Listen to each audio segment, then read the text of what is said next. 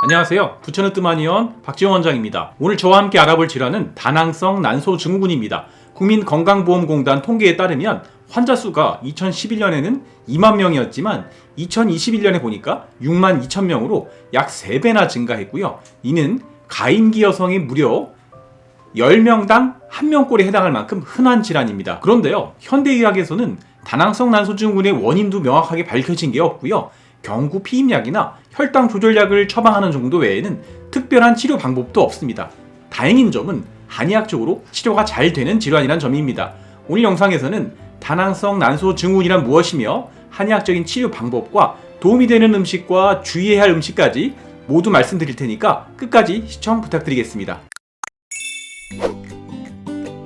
다낭성 난소증후군은요, 배란장의 고안드로겐 혈증을 특징으로 하는 젊은 여성들에게 흔한 내분비 질환이고 여성 불임의 가장 큰 원인이기도 합니다. 난소에서 자라는 난포가 배란에 필요한 크기인 2cm까지 제대로 자라지 못한 채 여러 개의 난포가 낭종으로 자라나 어느 하나 배란을 못하는 상태입니다. 무배란성 불임 환자의 약 25에서 30% 가까이가 다낭성 난소증후군을 가지고 있다고 하고요.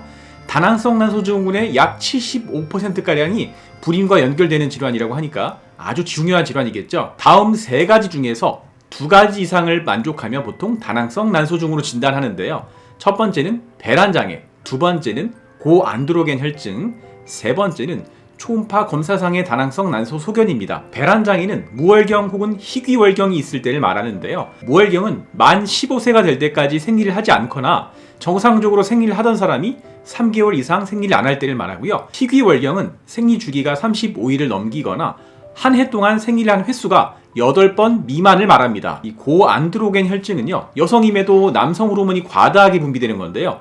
혈액 검사상 안드로겐 수치가 높기도 하고요. 외모적으로는 여드름이 많이 나고 다모증, 또 남성형 탈모가 나타나기도 하고 흑색 극색포종, 즉 이 살이 접히는 부분이 거뭇거뭇하게 색소가 침착돼서 변하는 증상이 있습니다. 초음파 소견에서는 한쪽 난소에 1cm 미만의 난포가 12개 이상 있을 때, 또 이 볼륨이 10cc 이상일 때 진단을 합니다. 다만 청소년기 여성에게는 이 초음파 진단이 꼭 필수적인 건 아니에요. 다낭성 난소증후군의 원인을 보면 유전적, 환경적 요인이라고 되어 있는데요. 쉽게 말하면 명확하게 밝혀진 바가 없다는 뜻입니다. 산부인과에서는 이 다낭성 난소증후군을요, 임신을 원할 때와 임신을 원하지 않을 때로 나눠서 치료하는데, 임신을 원할 때는 배란 유조제를 경구 투여하거나 주사를 맞고, 임신을 원하지 않을 때는 경구 피임약을 투여하는 정도입니다.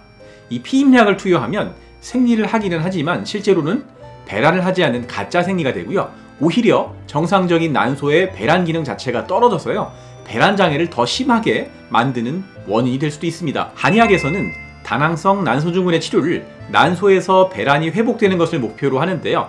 이 인공적인 호르몬을 사용하지 않고 천연물인 한약을 처방해서 호르몬의 균형을 맞추고 난소의 기능을 회복시켜서 자연스럽게 배란을 하는 생리를 하도록 돕는 것을 치료의 목표로 하고 있습니다. 제가 임상적으로 다낭성 난소증후군 환자분을 보면 4가지 정도로 분리해 볼 수 있겠는데요. 첫 번째는 습담 정체형입니다. 우리가 몸이 비습하다는 말을 쓰는데요. 즉 몸이 비만하고 뚱뚱하다는 얘기예요. BMI 체질량 지수가 30을 육박하거나 30을 넘는 분들입니다. 복부 비만과 고지혈증, 당뇨 등의 대사질환을 동반할 확률이 높고요. 이럴 때는 몸의 노폐물인 습담을 제거하는 한약인 반하, 복령, 택사 등을 투여해가지고요, 몸을 깨끗하게 하고 체중이 빠지도록 돕습니다. 우리 몸에서 이 콜레스테롤이라는 물질은 여성 호르몬의 재료가 되거든요. 몸집이 있는 분들은 콜레스테롤 양도 많겠죠. 더 쉽게 비유해서 말씀드리면 이 콜레스테롤이라는 장작을 가지고 아궁이에 불을 붙여서 순환을 시켜서 여성 호르몬을 만들어낸다 보시면 되는데요. 이 아궁이 구멍에 비해서 재료인 장작을 너무 쑤셔 넣으면 어떻게 될까요? 불이 꺼지겠죠. 네. 이럴 때는 장작을 조금 드러내는 치료를 해줘야 됩니다. 두 번째는 기체혈어인데요. 기혈의 순환이 저체되면서 우리가 흔히 죽은 피라고 이야기하는 어혈이 생기는 경우입니다. 어혈이 있는 분들은 피가 탁해지면서 골반강내 혈액순환이 저하된 경우인데요. 생리혈이 검붉고 입이나 턱 주변에 여드름이나 피부 트러블이 심하고 생리가 아닐 때도 아랫배를 누르면 통증이 아주 심하고 평상시에 짜증이 심하다는 특징이 있습니다. 도인, 홍화, 대황, 목단피 등의 어혈을 제거해서 하복부 혈액순환을 도와주는 약제 위주로 처방을 합니다. 세 번째는 하복냉증인데요. 말 그대로 아랫배가 찬 분들인데요. 상대적으로 냉하다고 말하는 것보다도요, 배에 직접 손을 가져다 대면 얼음장처럼 차고 만지는 사람 손이 시릴 정도로 냉골인 분들입니다. 이 찬바람, 에어컨 바람만 쐬도 배가 아프거나 설사하는 분들인데요. 골반이 차가워서 난소 혈액순환이 안 돼서 배란이 안 되는 분들입니다. 이런 분들은요, 오수유, 육개, 계피 등의 온성 약재로 속을 따뜻하게 하는 약을 처방합니다. 네 번째 유형은 비위기허입니다. 체력이 약하면서 입맛이 별로 없고 자주 체하고 늘 기운이 없는 분들인데요. 음식물을 위장해서 소화를 못 시켜주면 여성 호르몬을 만들 재료 자체가 부족해지기 때문에 배란장애가 올 수 있습니다. 사상 체질적으로는 좀 소음인에 가까운 분들이 많은데요. 인삼, 백출, 메가, 신곡 등의 위장의 기운을 올려주는 약을 처방합니다. 이 증상을 다시 한번 비유해서 말씀드리면 아궁이에서 불을 떼야 되는데 장작이 모자라서 아궁이에 불이 안 붙는 경우입니다. 장작을 더 넣어줘야 되겠죠. 임상적으로 제가 진찰을 해보면요, 이 네 가지 타입 중에서 한 가지에 해당하는 분도 계시고 여러 유형이 겹쳐있는 분들도 있습니다. 이외에 공통적으로 처방하는 약재들은요, 음혈을 보충해서 자궁 내막과 난소가 튼튼하게 해줄 수 있는 숙지황이나 산약, 산수유, 구기자와 같은 약재들을 처방합니다.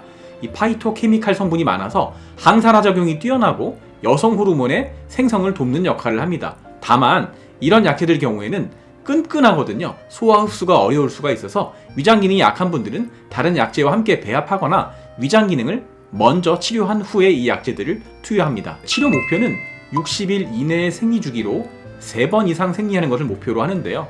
치료 기간은 여러 가지 몸의 재반 여건들을 함께 치료해야 되기 때문에 최소 6개월에서 길면 1년 이상까지도 걸릴 수 있습니다. 다낭성 난소증후군은요, 임신이 어렵다는 것 외에도 이 증상이 지속되면 나이가 들면서 인슐린 저항성이 생겨서 2형 당뇨 유병률이 높아지고 고혈압이나 고지혈증과 같은 다양한 대사질환을 끌어들이게 됩니다. 심혈관 질환의 위험도 높아지고요.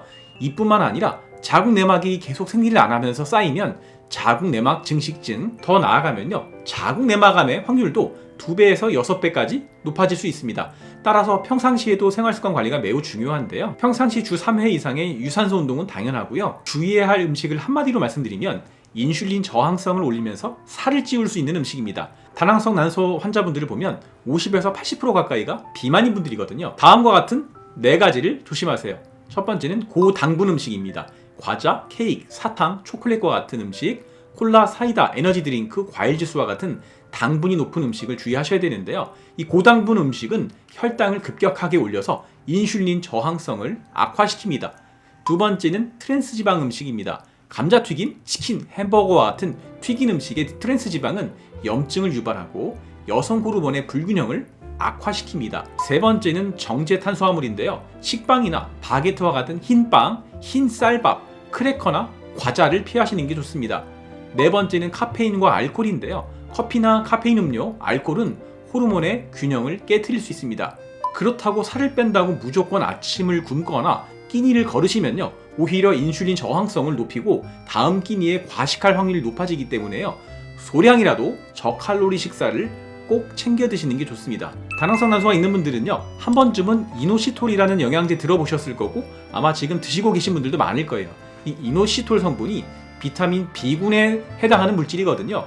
음식도 비타민 B가 풍부한 음식을 드시면 따로 이 이노시톨을 드실 필요가 없어요. 비타민 B군은요, 체내에서 안 좋은 아미노산인 호모시스테인을 줄여서 심혈관도 건강하게 해주고 체내 지방도 줄여서 인슐린 저항성을 낮춰서 다낭성 난소증후에 좋은데요.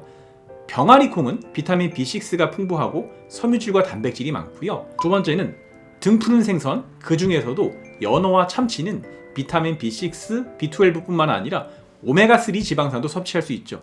또 시금치와 케일과 같은 녹색잎 채소는 비타민 B9, 엽산이 풍부하고요.